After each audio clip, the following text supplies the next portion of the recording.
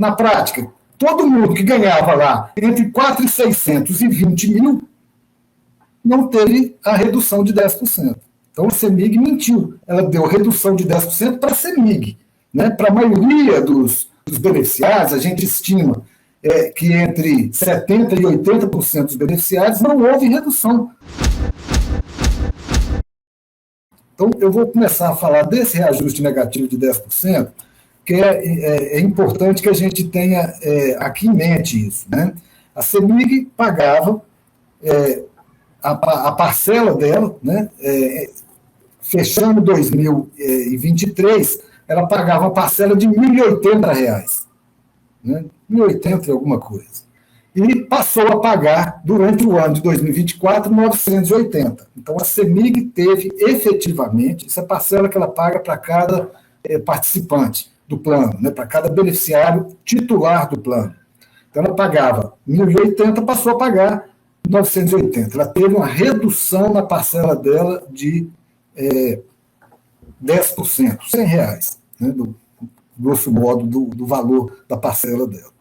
Já para os beneficiários, ela foi lá e fez uma alteração. Ela prometeu, né, mandou a notícia lá, que eu já falei aqui, né, notícia do reajuste negativo em março, né, 8 de março de 2024. Ela mandou, então, essa notícia de que os beneficiários teriam também a redução de 10%. Só que ela só deu a redução de 10% nos limites máximos e mínimos do plano. O que significa isso? A tabela mostra um percentual do salário, certo? Mas a gente tem um mínimo para pagar, né? Ou seja, mesmo que o percentual seja muito pequeno, de um determinado salário, né? Tem um mínimo a pagar, e um máximo. Né? Então, no caso, vou falar aqui claramente, o mínimo, né, a pagar em 2023 para quem tem acima de 59 anos, né, e para quem tem dependente, a maioria das pessoas, né, dos aposentados é isso. Né, depois eu posso até falar lá do sem dependente, mas com dependente, normalmente é um casal, né, com mais de 59 anos, são os aposentados, a família típica é essa. Então, esse casal, né, de 59 anos, o titular, ele tem um mínimo a pagar, né? Ele paga 7,62%, mas tem um mínimo de 356, tinha, né? Um mínimo de 356 em 2023 e um máximo de 1.539. A CEMIG Saúde alterou, então, esses limites máximos e mínimos, reduziu, o limite mínimo passou a 333 e o limite máximo a 1.442. Ela reduziu, de fato, os limites máximos e mínimos. Só que quem está no meio, né? Ou seja, quem está acima do mínimo e abaixo do máximo, não teve redução, porque ela só reduziu o miolo, só reduziu o máximo, os limites, né? Mas o valor do percentual de 7,62 continua a ser aplicado no salário. Então, na prática, quem ganha menos, né, quem ganha menos de 4.675, né, lá no começo do ano, 4.675, não é quem ganha, é rendimento Forluz mais INSS. Né? No nosso caso aqui, eu estou falando de aposentado. Então, vou repetir.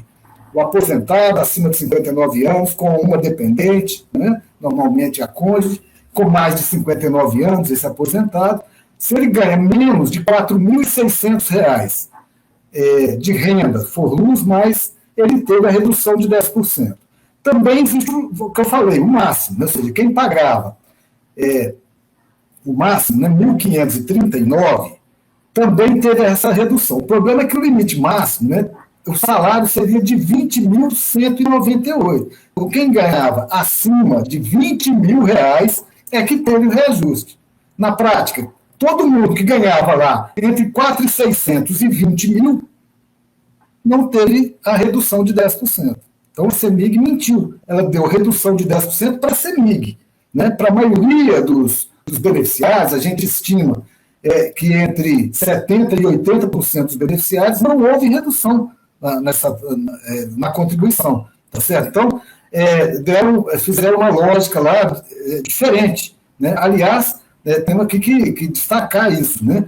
A diretoria da CEMIG Saúde, né? A diretoria indicada pela CEMIG, a diretoria da CEMIG Saúde, muito criativa.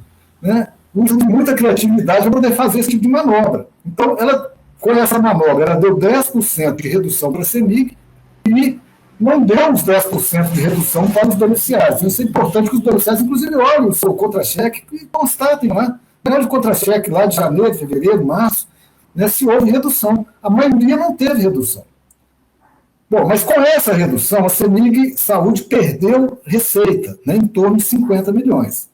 Tá certo? Então, o plano deixou de ter, de receber em torno de 50 milhões com essa redução, basicamente na contribuição da CEMIG.